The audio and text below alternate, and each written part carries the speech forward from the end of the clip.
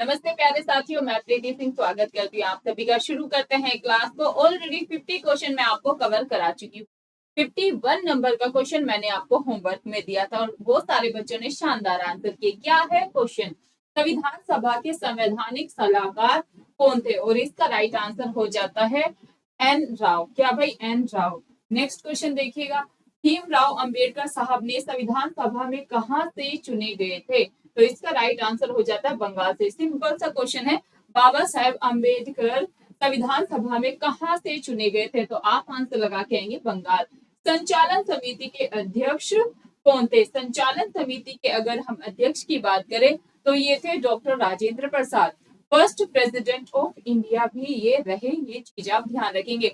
Doctor Rajendra Prasad कहाँ से, किस राज्य से बिलोंग करते हैं? तो आपका राइट आंसर होगा बिहार राज्य से ये बिलोंग करते हैं। संविधान सभा के स्थायी अध्यक्ष भी यही थे। प्रांतीय संविधान समिति के अध्यक्ष कौन थे? और राइट आंसर हो जाता है सरदार वल्लभ भाई पटेल, जिन्हें की हम लौह पुरुष यानी कि आयरन मैन के भी नाम से जानते हैं। ये चीज आप ध्यान रखेंगे। वल्लभ भाई पटेल को सरदार की उपाधि किसने दी थी? 1928 में बारदोली सत्याग्रह किया था वल्लभ भाई पटेल ने।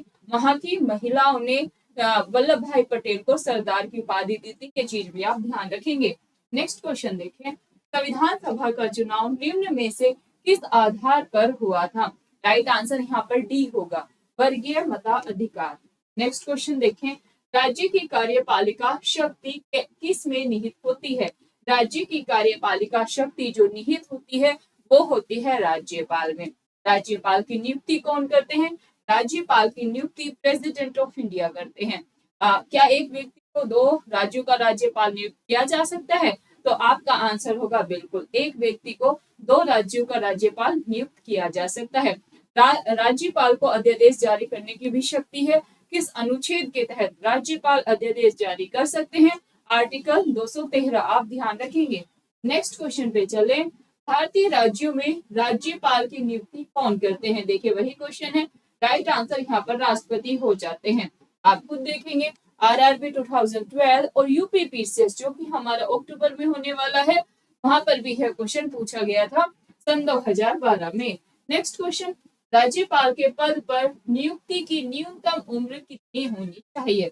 और राइट आंसर 35 वर्ष होता है। अगर राज्यपाल की नियुक्ति की बात करें तो भी 35 वर्ष है। अगर राष्ट्रपति की नियुक्ति की बात करें तो भी 35 वर्ष है।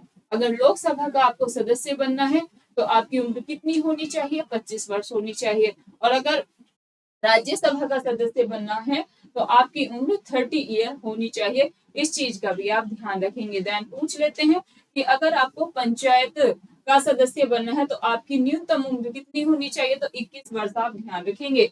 नेक्स्ट क्वेश्चन देखिएगा। राज्यपाल अपना त्याग पत्र किसे देते हैं? तो राष्ट्रपति आंसर होगा। किसको रिजाइन करते हैं? राष्ट्रपति को। नेक्स्ट, राज्यपाल को प्रति माह कितना वेतन मिलता है? और राइट आंसर हो जाएगा भाई यहाँ पर इसको अपडेट करेंगे। ठीक है, ये आपके होमवर्क का क्वेश्चन है। आप सभी हमें बताइएगा वर्तमान में राज्यपाल को कितना वेतन मिलता है। नेक्स्ट क्वेश्चन देखेंगे। किसकी अनुमति के बिना राज्य की विधानसभा में कोई धन विधेयक पेश नहीं किया जा सकता? और इसका राइट आंसर यहाँ पर हो जाएगा राज्यपाल। नेक्स्ट क्वेश्चन पे चलें।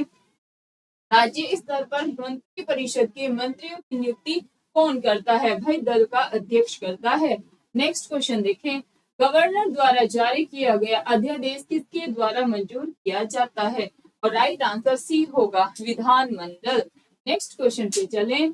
राज्यपाल का मुख्य सलाहकार कौन रहता है? राइट आंसर सी होगा, लोकसभा का अध्यक्ष।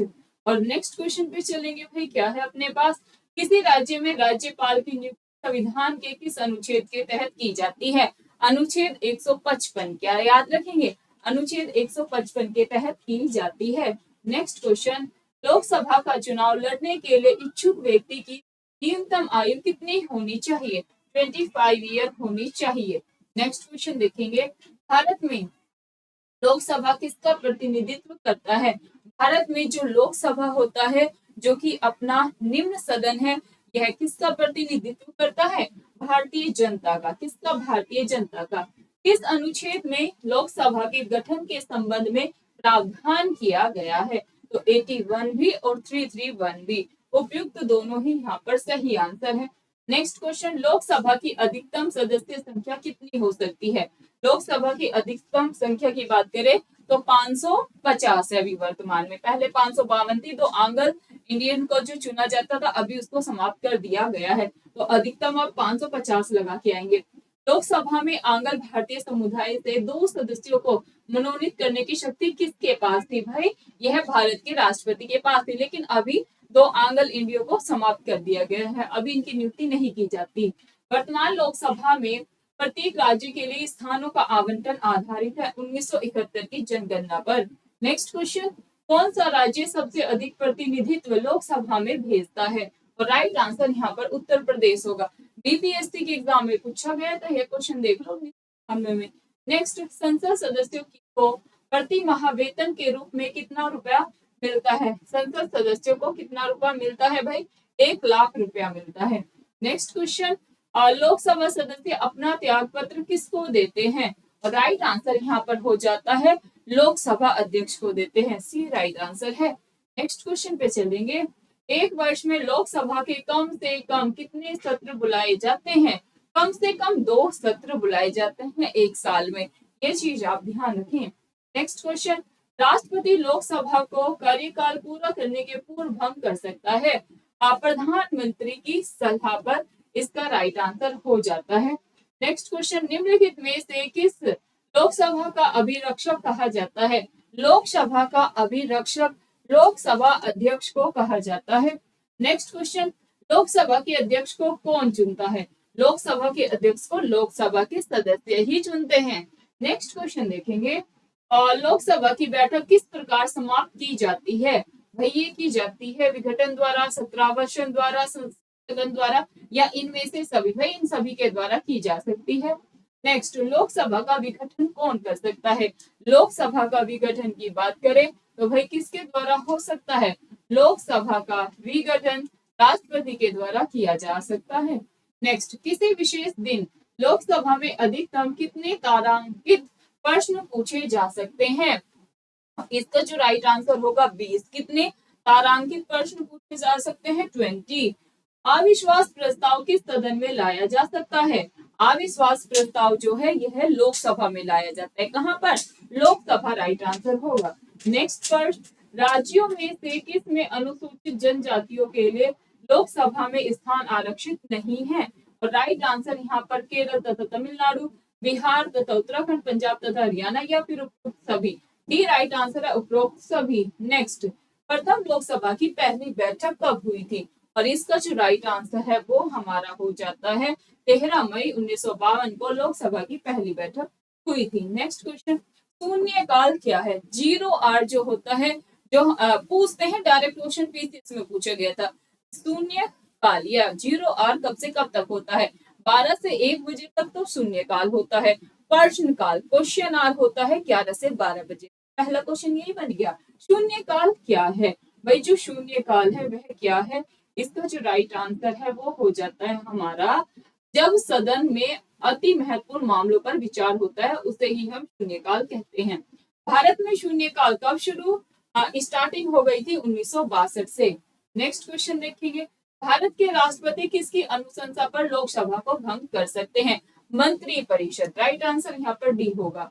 नेक्स्ट क्वेश्चन, भारतीय संविधान के किस भाग में संघीय न्यायपालिका का उल्लेख है? संघीय न्यायपालिका का जो उल्लेख है वो है भाग 5 में। किसमें है? भाग 5 में है। नेक्स्ट, भारतीय संविधान की व्याख्या करने का मुख्य अधिकारी कौन होता है? और राइट आंसर यहाँ पर डी होगा, सुप्रीम कोर्ट। क्या भाई सर्वोच्च न्यायालय? आप आंसर लगा के आएंगे। नेक्स्ट, उच्चतम न्यायालय के मुख्य न्यायाधीश की नियुक्ति कौन करते हैं? राइट आंसर डी होगा, राष्ट्रपति करते हैं। नेक्स्ट क्वेश्चन, भारतीय उच्चतम न्यायालय के न्यायाधीशों की नियुक्ति कौन करते हैं? राइट आंसर ए होगा, राष्ट्रपति करते हैं। नेक्स्ट क्वेश्चन, उच्चतम न्यायालय के न्यायाधीशों की सेवानिवृत्ति की आयु क्या है? राइट आंसर यहाँ पर 65 ईयर हो जाता है, ए राइट आंसर होगा। नेक्स्ट, सर्वोच्च न्यायालय के जजों का वेतन किससे आहृत होता है? आकस्मिक निधि से। क्या भाई? आकस्मिकता निधि से। नेक्स्ट, निम्नलिखित में से भारत के न्यायाधीश ने राष्ट्रपति के रूप में काम किया है? और राइट आंसर यहाँ पर हो जाता है मेहर चंद महाजन। नेक्स्ट क्वेश्चन पे चलेंगे हम। क्या हमारा राइट आंसर हो जाता है? क्या राइट आंसर होगा भाई? 95 नंबर क्वेश्चन, सेवानिवृत्ति के पश्चात सर्वोच्च न्यायालय के न्यायाधीश वकालत कर सकते हैं, किसी भी न्यायालय में नहीं। नेक्स्ट क्वेश्चन, शिवाजी का जन्म हुआ था, शिवाजी का जन्म कहाँ पर हुआ था? पुणे में, रायगढ़ में, पुरंदर में या फिर शिवनेर? राइट आंसर डी होगा, शिवनेर में। नेक्स्ट क्वेश्चन, गुप्त काल का सर्वप्रथम गणितज्ञ एवं खगोलविद कौन था?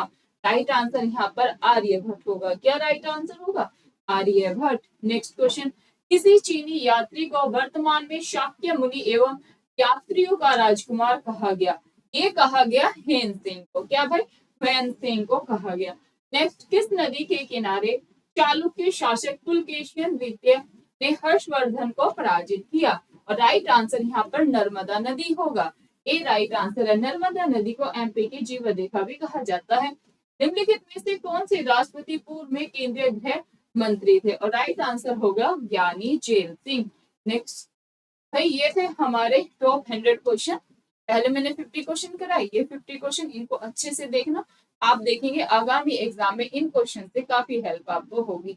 जो भी क्वेश्चन मैं आपको होमवर्क में देती हूँ डियर फ्रेंड्स, आंसर देने का प्रयास जरूर किया करें। जब भी आप जो भी क्वेश्चन होमवर्क में देती हूँ ना, तो आप उस पर रिसर्च करेंगे, या तो आप गूगल पे सर्च करेंगे या किताबों से पढ़ेंगे, तो उसके बारे में आप एक्स्ट्रा इंफॉर्मेशन भी जानेंगे। ये पर्पस होता है आपको होमवर्क में क्वेश्चन देने का। उम्मीद करती हूँ सभी बच्चे जो भी क्वेश्चन को होमवर्क में देती उसका आंसर आगे से आप जरूर करेंगे। क्लास कैसी लगी वो भी आप जरूर बताएंगे। चैनल पर नए हैं तो यहाँ से चैनल को सब्सक्राइब करें, वीडियो को लाइक और ज्यादा से ज्यादा आप शेयर करेंगे। बहुत बहुत शुक्रिया सभी।